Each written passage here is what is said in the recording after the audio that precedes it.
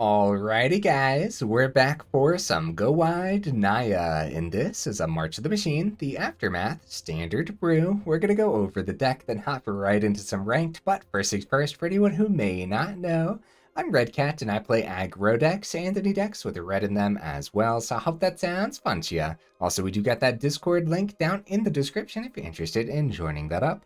Okay, what do we got packed into the build here? Jetmir, Nexus of Revels, is a 4-mana 5/4 legendary creature cat demon, which is awesome.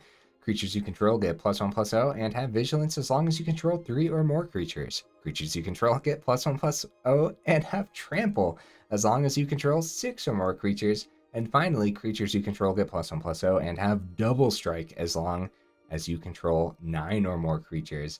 Very awesome card, guys, that I just don't get to play enough with. And I gotta be real with you guys, there's a good chance that we go wide very easily in this deck. So hitting those 9 creatures might not be as hard as you would expect, huh? So how are we gonna get wide, man? So Mondrak, Glory Dominus is a 4-mana 4/4 legendary creature. If one or more tokens would be created under your control, twice that many tokens are created instead. Not bad. And then for 1 and double white, or white Phyrexian mana, sacrifice 2 other artifacts and or creatures, put an indestructible counter on Mondrak, Glory Dominus. Not half bad, guys. Unfortunately, there's a lot of exile removal floating about regardless, so Mondrak probably gets picked up even if you do put an indestructible counter on it, but hopefully not. And if you do land a Mondrak, then as you're slamming out your tokens, you're slamming out double tokens, and then Jetmir becomes ridiculously powerful, huh? A top end way to generate tokens. We got 3 burn down the house in here, and there's going to be plenty of moments where unfortunately we're just going to have to wipe the board with burn down the house because decks are absolutely ridiculous nowadays. It's going to be a terrific card in here though. Might as well just go backwards through the list here. We got a couple Stoke the Flames. The Convoke on this is going to be nasty, dude. There's going to be a lot of moments where we just tap 4 creatures after being tapped out of mana anyways and just use the Stoke the Flames in a very key situation where we have to remove something very important from the opponent's board. So yeah, Stoke the Flames is going to be a good one. We have a single janky little addition, Invasion of Belenon here. Is a 3-mana Battle Siege, 5 defense counters on this. When Invasion of Belenon enters the battlefield, create a 2/2 white and blue knight creature token with vigilance. So if you have Mondrak, that's a couple of them, that's cool. But then I like this. If you flip this, it becomes Belenon War Anthem, which just creatures you control get +1/+1. I think there's going to be plenty of moments where we use our wide creature board state to actually just flip this and then immediately buff that wide creature board state. Actually don't think it's that bad, but it's definitely a janky pick. Don't get me wrong, right? Got all 4 wedding announcements. Janky pick? No, I'm just teasing. It's obviously like maybe the most powerful card in the deck, right? So not even going to go over it. We see it all the time. Once it flips into Wedding Festivity, it gets absolutely disgusting in this build. More ways to buff that wide board state in the trenches. Underplayed card for sure.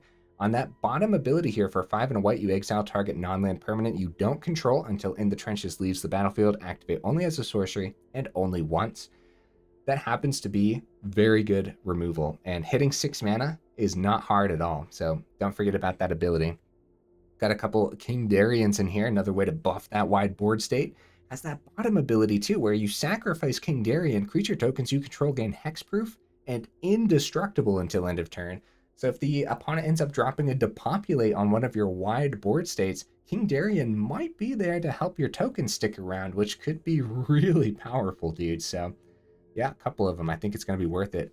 More ways to buff the wide creature board state. Intrepid Adversary. We got 2 of them in here. The lifelink is terrific, and I guess only 2 because there are a lot of expensive things going on. And I think in this deck in particular, you're probably just playing this out as a 2-mana card, unfortunately, because we got a lot of 4-drops, man, and you want to think of Adversary as another 4-drop with the Adversary ability, and sometimes even a 6-drop, which if you see this on the top in the mid to late game, yep, it does happen where you play this out and use the Adversary ability twice, buff your wide board state twice, and then just win the game. So okay, so how are we going wide? We got all 4 Resolute Reinforcements. 2 creatures for the price of 1. Going to be excellent in here. Same concept with Rouse Reinforcements. I like that these are red and blue, so the red can help us cast out the Stoke the Flames, which sounds really good, right? Trying out a card here, Burning Sun's Fury, which actually just looks pretty decent. It's a 2-mana instant speed with Convoke. Up to 2 target creatures each get +2/+0 and gain haste until end of turn. That could be really good, man. I like the +2/+0, especially in a deck where, you know, you might get to the 6 creature mark with the Jetmir, giving everything the +0, or +1/+0 and the trample, then the +1/+0 and the vigilance. The extra trample, giving 2 creatures a +2/+0 with trample, it sounds pretty good, man. I don't know. I think it actually might be pretty good in here, especially if the Jetmir's on the board, of course, right? And then on the very front of the build, Crawling Chorus is our 1 mana choice. There's so much removal, so much spot removal that at the very least, if Chorus dies, you go to 1/1 Might. That's totally fine, man. The 1/1 Might can't block. That's important to note when we are seeing a lot of aggro. That could be an issue, but also if Chorus dies while Mondrak's on the board, then you get a couple Mights, which actually does help you go wide then at that point, right? Also, just still some of the creepiest art I've ever seen in Magic, for real. Also have a Surge of Salvation here on the top end, not the top end, and in the front of the build. It's a 1 mana instant speed. You and permanents you control gain hexproof until end of turn. Prevent all damage that black and or red sources would deal to creatures you control this turn. So it's not just deal damage to you, it's damage to your creatures. That being said, there are going to be moments, and someone pointed this out in the comments. I completely overlooked this, but like Liliana has to target you with that -2. Target player sacrifices a creature. So yeah, if you drop the Surge of Salvation, it's you and permanents you control gain hexproof, and of course hexproof is a player or permanent with hexproof can't be the target of spells or abilities. So I completely overlooked the fact that, yeah, it stops certain planeswalker abilities where they actually have to target us too. So definitely got to keep an eye out this time around for the Surge of Salvation. I like that it just like affects all of our things, you know what I mean? I don't know how often it's going to come into play where we actually need it to affect everything, but I also think it's just like an underplayed card in general. So the mana base, guys, I thought about it for a little bit. I think we're going to be completely fine. We're opting for mostly fast lands here, Carplusian Forest and the Battlefield Forge. Hopefully doesn't do us in early up against like mono red or something. We do have some slow lands with a couple Sundown Pass, and opting for more early game land with the Razorverge Thicket. Luckily, we have the Thicket available, so we don't have to just we don't have to go pain land. Speaking of which, we do have the other fast land available for Gruul, right? But what was my point of going pain land here for this one? I'm actually not sure. I guess because we have so many 4-drops and 5-drops, and just later on in the game, we still want to actually play stuff that's untapped. So that makes sense. Also have 3 Jetmir's Garden. It's a triple colored deck, and we have the Triumph for it. We got to at least play a little bit of it, even if it does slow us down. Also, trying out Mirrex again, just another way to potentially mana fix or potentially go wide too. I've been playing with a lot more Mirrex recently and having some success with it, so definitely something to think about. Got Who Endures, Crucible of Defiance, and a Seat of the Empire leaning towards the white sources because, of course, the deck is leaning towards white and red and really just splashing the green for King Darien and Jetmir. Other than that, it's Boros, which is pretty cool, man. Crucible of Defiance generates those spirit tokens, which of course could really come in handy in a deck that likes to go wide, or generate double those tokens because of the Mondrak or something. So I did consider a couple Crucibles instead of just the one, but I don't think so this time around. 24 total land should be fine. We'll see though. I feel like I've been getting a little bit unlucky with the mana bases recently, but overall, I don't think we're going to get held up. I think it's going to be completely fine. No honorable mentions today, guys. There was just literally, there are too many. I just got rid of all of them. It's not worth it. There are so many different ways to put together a go wide list that I deleted all of them. When I originally made the deck, I had like 22 over here, and it doesn't even let you save the deck until you narrow it down to 15 in the sideboard. So I just got rid of all of them. Okay, guys, let's go ahead, take it into some ranked and see how we do.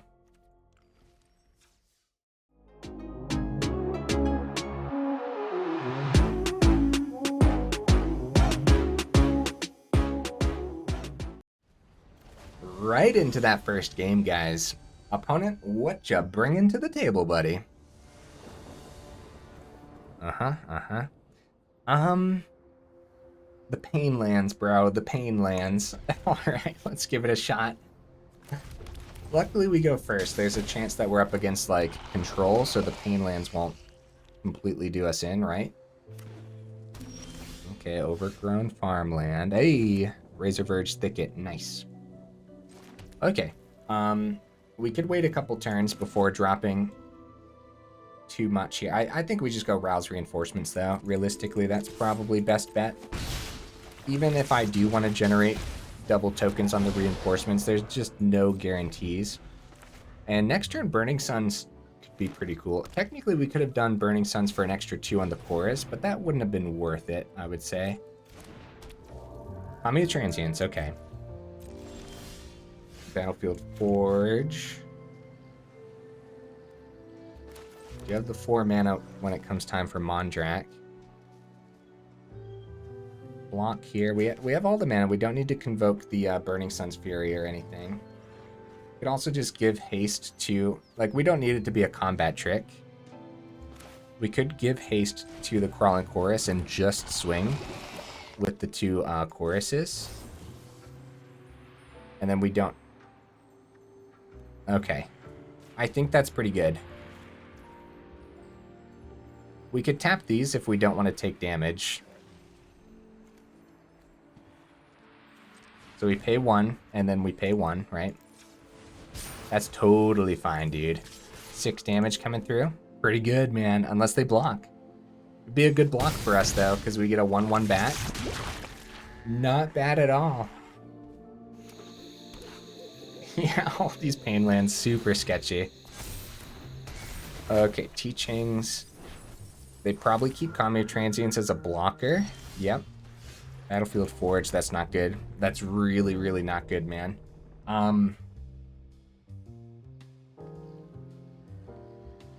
They don't know what's in hand. This turn, they might think we have something to stop their Kami of Transients. But I think we just go Mondrak and then swing with the Crawling Chorus. And keep some chump blockers back. I guess we can't really chump well against Kami of Transients. The big thing here is the 2 probably... See, now we're getting 2 1/1s from the Mondrak. Okay, see, the 2 cheese through. They have 5 poison counters already. Luckily, poison might actually come in handy against... Oh! They have a red source in here, guys. And Jetmir's Garden. Okay, Mondrak is exiled. Like I said, when going over the deck, there's a ton of exile removal. Even just, like, thinking about keeping this open, like, for a turn 5 and then sacrificing some of our creatures isn't worth it, especially if you're up against Selesnya enchantments, which I guess this is Naya enchantments, which is pretty crazy, dude. Second Mondrak off the top. Not bad, guys. It really isn't. I would have preferred Jetmir, but Jetmir wouldn't have been able to give... We go for the swing because we're trying to go wide. And then, yeah, like I said, Jetmir up top would be insane, but... 7 poison counters. We do have Mondrak's ability open. So I guess we could sacrifice the Crawling Chorus, give it Indestructible. We might want to sacrifice them anyways. How much damage would we be taking from that? Down to 12? We might die. But we'd be going wide with 4 toxic creatures, so if they're not safe, we could end this. They're probably safe, though. We have 5 mana open. Ossification number 2. What do you guys suppose? Do we ditch the Crawling Chorus? I know Indestructible doesn't get there, but let's do it. It's so janky, bro. Let's do this. Cool. All right. Now it's a struggle, man. Now we have to figure this out. Like, Jetmir off the top would be disgusting. Because we have 6 creatures already, even without Jetmir. Even if we are forced to lose one of these. Restoration. No swings. Land. No. See, they have 4 blockers for the toxic creatures, and then we'd only slip 2 through. The land's really bad, dude. At least it's not more pain land. We have 4 pain lands on the board this game. A Furnace Punisher would have wrecked our face. All right. We can't swing. We'll lose all of our mites immediately. Now, see, there's the thing. If we didn't sacrifice the Crawling Chorus, if we swung in this turn, we wouldn't have doubled down on the mites. So it would have been actually way less aggressive than what we actually just did with the Mondrak's ability, which is pretty cool to think about, but we're in trouble, man. We're in trouble, especially if we see more land next turn, then it's just going to be the opponents for sure. Actually, it could be the opponents this turn, technically, because we only have these two that can block, so if they remove one of them, the Kami of Transients can easily get them there this turn. Call it Haunting. Oh, Flying. Well, that'll do it. GG opponent. Wow, that could have gone either way, guys, for sure, but I think we would have had to get a little bit lucky. I think so. Also, if I didn't take the 4 damage from the Mondrak, then we'd still be in 2. So that's something to consider for sure, right? Yeah. I think that could have gone either way. I really do. If I would have saved the Mondrak back, let's see. Or not saved it back, but not sacrificed those creatures, we'd probably have like just one more turn. And even then, I guess maybe they would have kept creatures back to block. And we still probably would have needed to see like the Jetmir off the top, and then it would have been doing a lot less because we wouldn't have turned 2 creatures into 4 like we did. So, man, that really just depends. Hey, Jetmir in hand. All right. Opponent goes first. That's sketchy. So, keep 7. This is a good hand, dude. A great hand. We probably start with the planes, honestly. They start with their planes. We'll keep Mirex back for now. Until turn 4 or something. Denick! Oh no. Oh no. Look, I know we got 8 pain lands in here, but this is too many pain lands sometimes. Okay, Rouse Reinforcements or Resolute Reinforcements.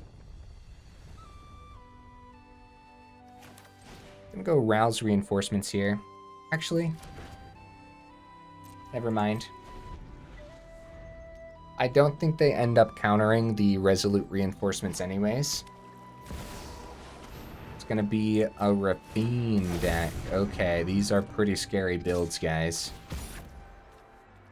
Alright, let's see. I don't think we end up jumping, but that life gain is already gonna be a pain. Resolute Reinforcements. Okay, there's a red source. That doesn't deal damage to us. And then Mirex can be the green source. Or we could double down on the adversary. So that's a sorcery, guys, so we gotta do it now. We keep it all back. We're really just trying to go wide enough for the Jetmir to be explosive. Unfortunately, no matter how explosive we are, that Denick gaining them a ton of life every turn is a big problem. So they target Denick and they can get it above like the quadruple block that we're definitely not doing, but they can easily get it above the quadruple block here. Back up to 26. All right, let's just take this damage, guys. We're in trouble, bro. Standard's so scary. So we could buff this with the Intrepid Adversary.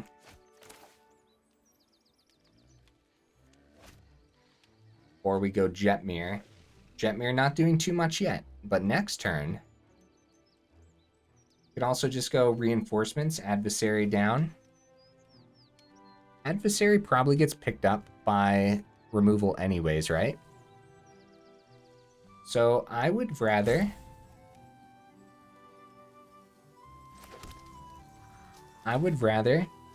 go Rouse Reinforcements again and just play the Adversary. Just set up, man. Set up for the Jetmir turn. 1, 2, 3, 4, 5, 6, 7.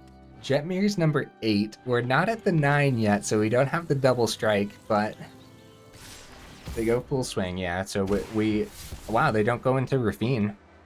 That's surprising, because Rafine could have gone up to 4, and then this would be just a huge problem, bro. They're at 38, so let's go. I guess we should probably do this. We'll go back up to We're taking 6. We're gaining 3. Dennick's gone. They recast Dennick from the grave. We're down to 4 creatures. The 5th is Jetmir, so we don't even get the trample. Not like we need the trample, but you know what? Chump with Adversary. Take 5. I think we're in trouble. Take 5, gain 3. So riskier plays is probably better. And then taking out Dennick wasn't necessarily worth it either, because yeah, just recasting it as a flyer could be really bad. Surge of Salvation. Oh, okay. So we go Mirex for the turn to take less damage from Jetmir, and then we still have the Surge available. And oh, if this is a make disappear, how sad would that be? Okay, Surge of Salvation available. Now, we have Vigilance, so we can swing. This could be spot removal for Jetmir too. Nice. Back down to 24. They gained so much life this game. Holy cow. Now next turn, they really just want to plug those counters onto Rafine, bro. Get it up to 4, and then we lose from Sheoldred. Either way, we're probably going to go Surge of Salvation to protect our creatures. They go on to Dennick. So we have blockers for days here. And then Surge of Salvation protects the damage on our creatures. Alright, so we'll go for block here. Block here. 1 in the air, right? And then we go Surge of Salvation. Unfortunately, it could still be spot removal. Surge of Salvation, down to 5. It could still be spot removal. They still have 1 card left in hand. They protect the Sheoldred with the Plaza. Are we still in this, guys? We're going down to 2. Oh! The Jetmir. Guys, that was Dennick. That's not a black or a red source. I made a mistake. It's okay, they're still at 37 though, so either way, we wouldn't have gotten there, huh? I don't believe so, at least. Yeah, so we're dead from the Sheoldred regardless. That would have been an extra 2 for each creature we swung with. Which was 6 creatures here, so an extra 12 damage, and then Jetmir was a 7/4. So an extra 19 damage. So we wouldn't have gotten there either way, unless we would have found a way to give the double strike. 1, 2, 7, 8. So we would have needed to draw something that generated 2 creatures, which we really could have. So that little play that I did with trading with Dennick was super, super sketchy. And 100% my fault. I totally forgot. Surge of Salvation, it's just black and red sources. So what we realistically wanted to do was double block Dennick and then Jetmir. No. We just single block Dennick, let Dennick survive, and then block the Sheoldred with the Jetmir. Either way, Dennick was going to kill the creatures is the problem. So I think it would have been the chump, right? I think so. That was pretty cool, though. If they didn't have an infinite amount of life gain throughout that game, we really plugged some damage through. Jetmir just being one of the coolest cards, man. It's such a neat one. Like, Burn Down the House last game would have been really good, actually, huh? I think so. And that could have been one of the cards we seen off the top if we would have let the Jetmir survive, right? So realistically, it could have gone either way. Had I played it out better with the Surge, of course. Yeah, actually, the burn would have given us the 9 even after the chump, right? So, first of all, much better land. 1 mountain open. This is a Resolute Reinforcements turn over the Rouse Reinforcements. And hopefully they don't just, like, drop blue. Beldon. Ah, jeez. Alright. We let that pass. It's not great to block the Beldon. I mean, it wouldn't have been bad, but we'd much rather go wide, right? King Darien is terrific, dude. Let's do this. I think we can completely outpace them right now. Since we went first, dude, I think we can really outpace. Like next turn, we buff the board with Adversary too, so if they're not careful... Okay, yeah, they want to make sure that's gone though. You know what? We might as well activate this, right? It's going to die regardless, so might as well give the soldier token hexproof indestructible. And also, in some cases, that would matter.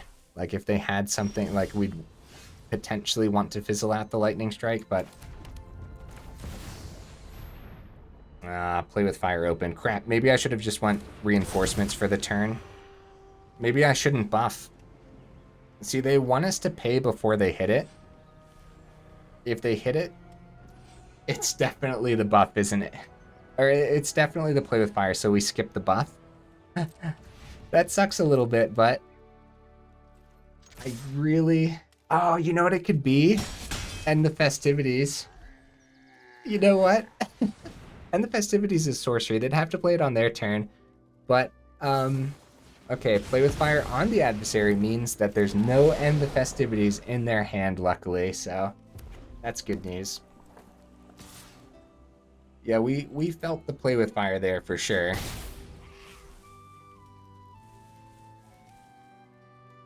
We need another way to buff our board state again, guys. Or a land off the top. I wouldn't mind burn down the house for the turn. I wouldn't mind a Jetmir either. Jetmir would be disgusting, dude.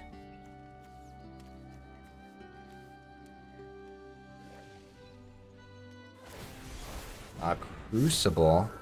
Huh. Crucible on their turn. Surge of Salvation. Not the greatest. I mean, it's not like it's a bad thing, but only prevents the damage again from red and black sources, so these are colorless. Yeah, guys, we don't swing into that. Having the Surge of Salvation would have been great after the adversary play to keep it available, but it still would have just been a 3-1, so... What do you think? Double block Feldon, let them see some cards go Surge of Salvation to protect our creatures? Probably not. We probably take the 2. Surge of Salvation can really come in handy at some point in this matchup. And I don't think it's as simple as just taking out Feldon and letting them see 2 things still. I don't think so, at least. We just need to see something better. Like a Jetmir, for example. Very nice. They all gain Vigilance. They still got chump blockers, though. Like, really good chump blockers.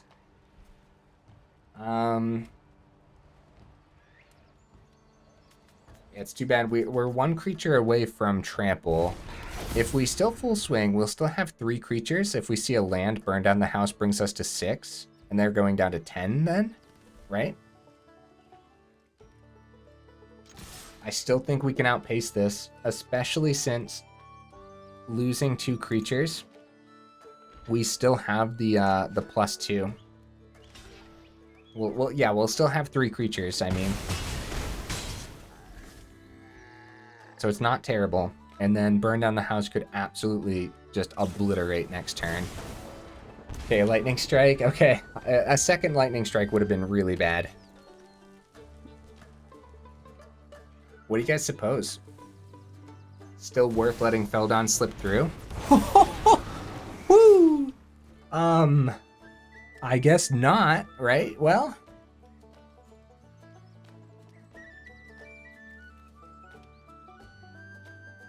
Crap, dude. Okay. No blocks. Let's see. Wedding announcement. So they are forced to block one of these cards, and unfortunately, it does not have to be the Jetmir. We could get a draw on the announcement. Surge of Salvation might protect us from burn, but we're taking 6 in the air here. Yeah, if it was land, burn down the house would have ended it. We could Surge of Salvation this turn, but we gotta keep that open for next turn for sure, dude. For sure. Full swing. Let's get them down. They don't have to block Jetmir. If they do, then it's Surge. But yeah, they can take the 8. Just about as risky as my play last turn, because we could just, like, play with fire their face now, but we don't have play with fire in here, obviously. All right, let's see what we draw. There's the land for the burn down the house next turn. See, they have 4 in the air. We block on the ground, and then when they target our face, we go Surge of Salvation. Welp, that's not what I was expecting. Yeah, that'll do it, opponent. That'll do it. Dang, GG. 7 in the air. Man, another game. It really could have just gone either way. It really could have. It really, really could have. I'm going to play the Surge of Salvation just for the fun of playing it, man. What could I have done differently other than draw that land? GG. Did I drop the GGs? I forget. Very close, very close. Guys, I actually have a lot of faith in the build right now. Don't mind me just casually dropping the rank. It's not what it looks like. No, I'm actually have a little bit of faith right now. I'm gaining hope through the losses because these are close, and I feel like we could draw a little bit better than what we're drawing. And of course, that could come down to how to modify the deck to actually draw more consistently too, of course. That's something we want to consider the whole time. And that's what we go over in the final thoughts, right? Okay. We go first. That's good, I guess. Not a lot of early ways to go wide here, but we definitely got to test a hand like this, I would say. Because it's not a bad hand by any means. Like, we have a 1, we have a 2. Mono red, no, get out of here. Okay, we're just going for it, man. Adversary on 4 gets hit by Play with Fire the same as Adversary on 2, so we play it. That's probably why we're seeing a lot less Intrepid Adversary, because we're seeing too much mono red. That makes a lot of sense, actually, because, yeah, it's so easy to pick off with burn. Go for the swing, keep the mountain open. Luckily, yeah, second King Darien, terrific, dude. Oh, no burn. Back up to 21. No burn. That's terrific for us, dude.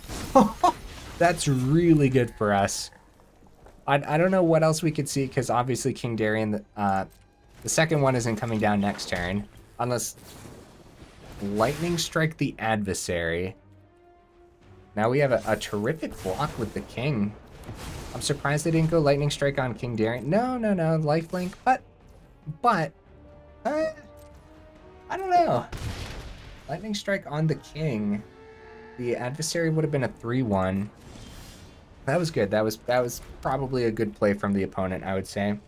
Although they don't know what's in hand, so they don't know we have the second one of these that we can't play out. So I guess it's one of those things that ended up working out really well for them too. Might be a burn down the house style game, huh? Where we actually got to wipe the board. Yeah, if we would have been able to keep the Adversary one more turn, then the Burning Sun's Fury would have been insane. Uh-oh. Uh-oh. All right, let's see the swing. Cool swing, okay. So we go here, right? And then we go Stoke the Flames, the Swift Spear, and take 3 in the air. Oh, you know what? I don't know. I don't know, man. I don't know if that was worthwhile. I do know one thing. We do have the second King Darien to play now, at least. We could give it haste and stuff, too, but... Could we outpace them with a Warfare-style deck? Warfare-style runs End the Festivities for sure, right? So if we go burn down the house for the turn, swing...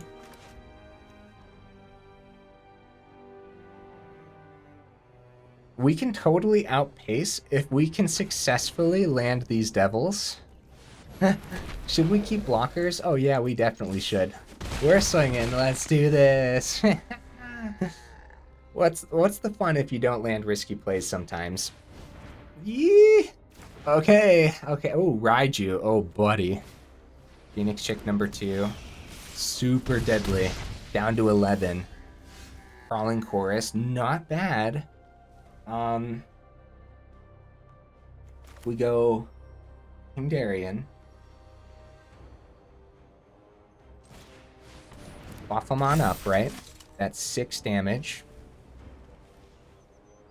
Go Crawling Chorus. Because we can, right? I guess at that point, we should actually just keep the Crawling Chorus as a blocker, right? Because we could go Burning right here and give both of those haste. And it's only, yeah, only, listen to me, it's 12. It's not all 13. Again, let's do this, bro. Risky plays galore, huh? We could easily die next turn anyways. How cool, man. Oh, jeez. All right. Opponent, let's see game, buddy. Let's see game. They got the Raiju. Very nice, very nice. There's a chance they didn't see the 4th mountain, guys. There was a chance. Ow. Ow, ow, ow. Good game. Good game. So, to survive 1 extra turn, look, guys, even if we saved back the Chorus or the King Darien, both of them, right? Because we didn't have to play the Burning Suns, and we swung with all the Devils. How would that have worked out, right? They would have taken a lot less damage, first of all. We would have been able to block Crawling Chorus into the Raiju. They would have plugged the 6 in the air with Warfare and the Phoenix Chicks, right? And they would have plugged the 3 total damage from the Raiju. I don't know, man. I guess we could have played it out safely. I guess. I don't know. Yeah, they didn't have, like, the ability to go Adversary on 5 and bring back, like, the Lightning Strike, luckily. We knew that wasn't going to happen. They still had this Hasty, but they saw the mountain, it was going to go Raiju. I don't know. These games are close, man. These games are really close, and if I played it out a little less risky, then they might not have been close, honestly. They might have just been us losing our creatures to some burn and dying anyways. You know what I mean? So I think sometimes it's just a lot more fun to go risky, obviously. But then sometimes it just works out to you. What if they didn't see the 4th mountain and they just went Adversary for the turn? Then it still could have just been a play with fire in hand too. So even keeping the creatures back, we would have chumped the Adversary. It still might not have been enough, right? So yeah, I don't know. All right. Opponent goes first here. That's sketchy. Everything's sketchy, dude. I'll tell you what, Standard has been rough, man. Okay, more mono red potentially. I mean, probably, but you never know. Whoop, whoop. There we go. Crawling Chorus comes down. How has Standard been treating you guys recently? You having any luck? What decks have you been playing? You guys been having more luck with, they go for the Chorus. You guys been having more luck with mid-range like I've been? I've been having a ton more luck with mid-range recently. Another burn down the house.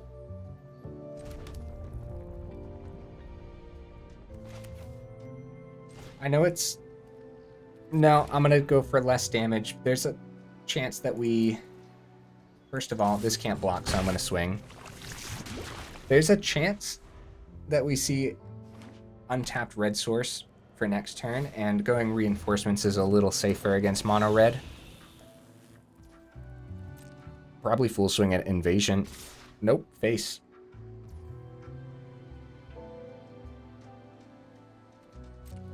I'm just gonna take it. Because a double block into Swift Spear isn't guaranteed when they have 2 open for like a Lightning Strike or something.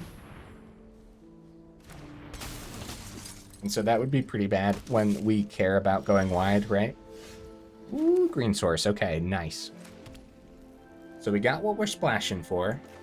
Still have Rouse Reinforcements, but we take damage, so keeping Resolute Reinforcements might be a little better. Keep one back to block swing because I think we can keep up pace here. Especially since we technically have 3 to block with the reinforcements here too. Lightning strike our face probably, right? Yeah. So that's not bad for us. It's bad, don't get me wrong, but it's not bad. Unless they have the second one in hand right now. Here's war crafting. Flip the big old chunk of dragon. We could triple block the Swift Spear successfully. I'll tell you what, Burn Down the House is going to have to hit right on turn 5, so hopefully we see land. Losing 2 creatures isn't that bad. Getting the Swift Spear off the board is pretty good. Because we could also chump Swift Spear, not take 2, but this is totally fine. Totally fine. Especially since I think we're going to have to wipe the board right on turn 5, if we survive that long. We got the mana. We got the mana for it. Well, they're pain lands, but still go forest. Or, forest? Still go Rouse Reinforcements. They don't know what's in the deck. They might let this cheese through. Because, yeah, we could have a lightning strike easily. I say Mirrex to take 1 less damage next turn is better than just doing it this turn. Well, I don't know. I don't know, honestly. Because paying 2 to play a Burn Down the House could still just be game. And they probably just ping face with the Thundermaw this turn. So we could die this turn easily.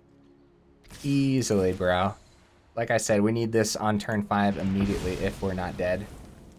Huh. So they go cleaning up some of the board state here. So we're not dead. So they didn't end up... Oh! I see, I see. Right, so Mirrex. Down to 4. Well, we want to attack first. Man, imagine if this was a game where we had Jetmir on the board and then we could actually play the Burn Down the House. All right, we take 1. We got to do it though. We got to. The flyers and everything. Mishra's Foundry wraps it up though, because they have 2 Mishra's Foundry guys. Oh, also Crucible. Very nice opponent. All the utility land, buddy. Holy cow. I was going to say, the Mishra's Foundry also has that bottom ability. GG. Where you can tap 1, tap it, target attacking. Assembly Worker gets +2/+2. Actually, they didn't have the 5th mana for that. Because their other mana that they ended up using was Crucible. So either way, they ended up getting there. But hey, GG, man. Tell you what, if we were able to actually drop that burn and actually have a wide board state that was buffed, it would have been a different ball game, huh? I'll tell you what, dude. we're like so close, but not really. And I don't know. I guess I could probably just be playing it out better too, huh? All right, guys. Unfortunately, we got to wrap it up there. I would have loved to see the deck do a little bit more, but we kind of sort of saw it do a thing here and there, so... The meta's tough, dude. Standard's so rough. It's super scary. We've been bringing jank into Standard for the last few months and getting obliterated, right? And the only times where we're really doing good is when we're playing decks that are kind of sort of like they should be meta, but they're not meta, like Mono Black. But then on that Mono Black video where I posed the question, where the heck is it? A lot of you guys said you're running into a lot of it. I'm not, as you guys can see, right? We're rarely ever seeing it. Well, recently though, we've been seeing a lot more of the sleeper lists, right? Where they play the turn 1 sleeper, but yeah, I guess we have been seeing an uptick in Mono Black now that I'm thinking about it. A little bit, because we went up against the Gix's Command the other day, and I talked about how much I love that card and how powerful it is. I don't know. Either way, that's when we're doing the best, right? When we play like these off-meta builds that totally should be meta, and maybe they are meta, maybe I'm just not seeing as much Mono Black as I should be seeing, right? So Like I said, a lot of you guys said it's still floating about. And I guess my version of mono black for that one was I set it up to be a little bit more aggressive. And I guess the meta version would be mid-range, right?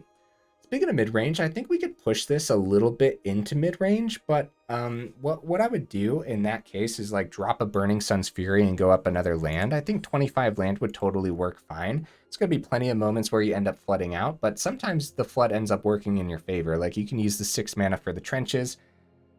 Maybe we need a little bit of ramp too, where we need to actually see a turn 4 burn down the house. Again, though, we're the ones trying to go wide here. We're the ones trying to plug the damage through in an explosive manner. And we totally have the capabilities of doing that. Just didn't get to see it too often today. I think in this deck in particular, while Wedding Announcement helps us keep that nice wide board state and then eventually buff it, I think it was a little too slow today, and I would actually drop a couple of these and opt for something else. Maybe some spot removal would be pretty good, right? That's kind of what the Stoke the Flames was doing, but we only have 2 of them in here. So in classic Red Cat fashion, I'm not playing with enough removal probably. So I could see dropping a couple Wedding Announcements, dropping a Burning Sun's Fury, and potentially going up like a 3rd Stoke the Flames, because I still think it's going to be decent regardless of the double red casting cost. At least Resolute Reinforcements helps us cast the double red, and the mana base was completely fine in terms of what mana we needed on the board, right? Other than that, the burn land, or the pain land, right? It does a lot of damage to you, man, and we're seeing a lot of mono red when we really don't want to be seeing mono red, and when we do plan against seeing mono red, we're not seeing it at all. So I don't really know the best bet, but I guess the best bet would be is just anticipating always seeing it, and then if you don't see it, fine, make sure your deck can handle that too, which is tough business, dude. Oh man. Okay, so the pain lands, you could swap out the Carplusian Forests for the what is that land called, guys? I don't remember the name of it. The Copperline Gorge. And then there's going to be plenty of moments where this comes out tapped when you want to do a turn 4 Jetmir or a Mondrak, though. So that's tough. I don't exactly know. I guess we could opt for just more regular land, but then there's going to be plenty of moments where that ends up holding you up too. So honestly, I don't know. Maybe some mana fixers instead. Guys, don't yell at me, but Celestis? Maybe. I've been having a lot of success with Celestis. That could kind of lean us a little bit into more of the mid-range style too. Give us potential life gain that could come in handy. So if we end up like dropping some of the pain lands and going up 1 or 2 basic lands, or the other, and the 4th Jetmir's Garden could be an option too, right? Then maybe we end up, when we drop the couple Wedding Announcements and like the Burning Sun's Fury down to 1, then we go up like a Celestis and a couple more pieces of spot removal. Then we're leaning this into an explosive mid-range style instead of just trying really, really hard to go aggro, but then not quite succeeding because we're having to defend so much against like the tried and true aggro decks, right? So yeah, dude, I could totally see that. I think that'd be great. So to recap, right? We probably need to trade out some of the pain lands for something, some configuration. I don't entirely know which one. I do know we could probably go up the 4th Jetmir's Garden and a couple basics. And if we do go up a couple basics, then you want to go up the Celestis. And you're making room for the Celestis by dropping a couple Wedding Announcements and at least 1 of the Burning Sun's Furies. I think a 1 of would totally be fine in here. If you go up the Celestis and drop those 2, then you still, or those 3, then you still have room for 2 more, and those should just be some good old-fashioned spot removal. Reliable spot removal like Fateful Absence could totally be fine, but your spot removal of choice would be fine too. We're still trying to be aggressive, so something like Lightning Strike could be pretty good as well to hit the opponent's face with. Yeah, that makes sense to me, dude. At that point too, if you make extra room, I could also see going up to the 25th mana as well. And 25 will probably do fine for you overall. If you need room for that, then of course Invasion of Belenon is probably the one to cut because it's still pretty janky, but I didn't get to test it today. So yeah, that's probably the other one you could cut for the 25th land as well. Other than that, I also think I know, I keep bringing it up, dude. It's embarrassing. I also think we got a little unlucky again, man. I think we could have drawn a little better, and the lines of play in here are kind of insane too, so it really, really depends. And so not changing anything, maybe just more testing's required as well. Guys, if you ended up making it this far into the video for real, y'all are champions. I super duper appreciate you, and I will see you in the next video.